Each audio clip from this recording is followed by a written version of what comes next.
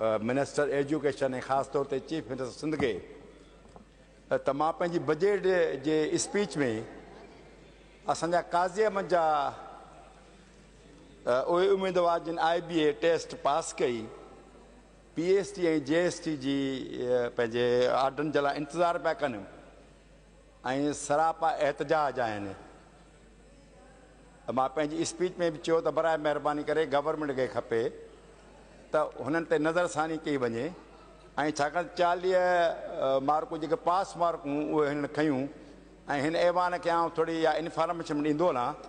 त तालके काज़ी अहमद में असां वटि SNEs आहिनि यानी असां वटि सीटूं एतिरियूं आहिनि जो असीं उन नौजवान खे उते एडजस्ट करे सघूं था।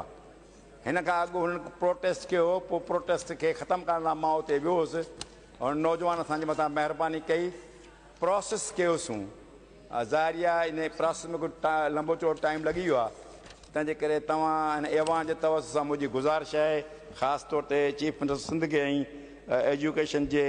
मिनिस्टर खे त बराए महिरबानी करे